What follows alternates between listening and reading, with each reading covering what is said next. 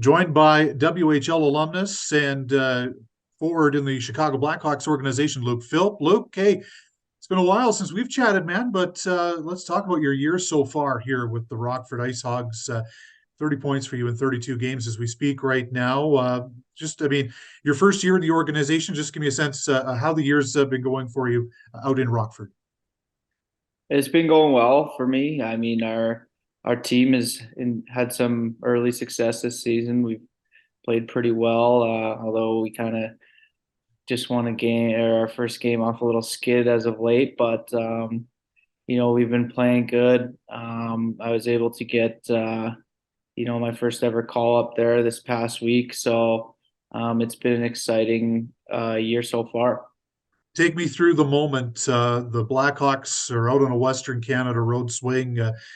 What was it like? Who gave you the call? How'd you find out the news that you were getting called up to the NHL?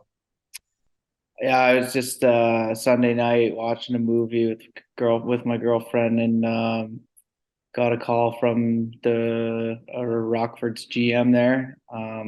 He said I'd be joining the team for the Western road trip. So kind of said pack a suitcase for a week. Yeah, you're going on the road with the team, and it was a really exciting moment for us. So you get to Vancouver, you got a white number 39 jersey hanging in your stall at Rogers Arena, and you get to do the rookie lap in Vancouver ahead of that game against the Canucks.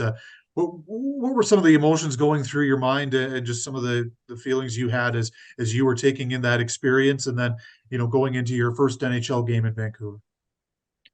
It was awesome. I mean, you've seen lots of videos of friends and rookies over the past few years doing that lap, and you get a little nervous to do it yourself, but it was a pretty cool experience for me, and to do it in Vancouver, and I had my parents there, my girlfriend there too, so it was great to have some family, some support, and it was a special moment. Of course, you were raised in Alberta, Canmore. Game number two was pretty close to home for you, wasn't it? In Calgary at the Saddledome against the Flames. You mentioned your parents were at the game in Vancouver. I assume they certainly went to the game in Calgary as well. But how many friends and family did you have attending that game that saw you get your first ever NHL point? Yeah, I had lots of friends and family. I wasn't actually supposed to play. I was one of the players got sick, so I was kind of got a call saying I was a late addition to the lineup. So hopped on the bus, texted as many people as I could that I'd be in. Lots of friends or lots of friends had tickets already. They were planning on coming to the game, just hoping to see me in the lineup. And it was pretty cool how it all worked out to yeah, like you said, to get my first NHL point in that building where I've played a lot of games, especially through my WHL career with Kootenay against the Hitmen there. So yeah, it was a pretty awesome moment. Did you go to a lot of games as a kid too to watch the Flames play? Yeah, I would definitely a Flames fan growing up. Would go to his, every now and then we get out to a game, and then them and the Hitmen. So yeah, I've been going to the Dome for a while. You spent your entire WHL career in the Central Division, Luke, with Kootenay and then finishing up in Red Deer, of course, part of a big deal that, ahead of the Rebels hosting the Memorial Cup in 2016. When you look back on your time in the league, what are some of the memories you have and some of the relationships that you remember from people during your time in the WHL? Yeah, I had lots of great memories, friends that or people I played with that have become lifelong friends, and experiences that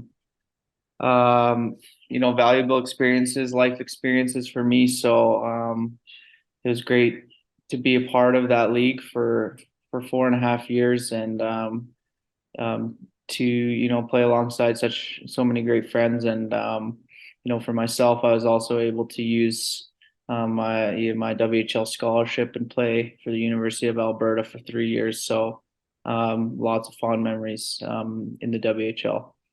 And you've got a degree hanging on your wall, I understand. Tell me a little bit about your area of study from the U of A and how nice it is to have that in your back pocket. It's great. Yeah, I just finished up this past spring. I left school a little early when I signed with Calgary, a couple or 3 years ago, and I know I still had quite a few classes to finish, but I was able to get that done with studies being available online over the last few years. So it's pretty, pretty proud of myself for getting a degree and accomplishing that as well while playing pro hockey.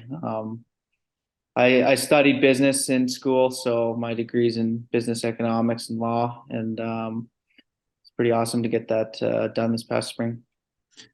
Both yourself and your younger brother Noah, Luke, are pretty good examples of the path that you can take through Canada West and then move on to professional hockey. Of course, your brother spent time in Kootenay and Seattle, and before going to the U of A, like yourself, and now is in the Oilers system. I mean, based on your experiences, what can you tell me about just that pathway and getting to play at a high level and still having pro hockey as an attainable goal for yourself once your schooling days are through?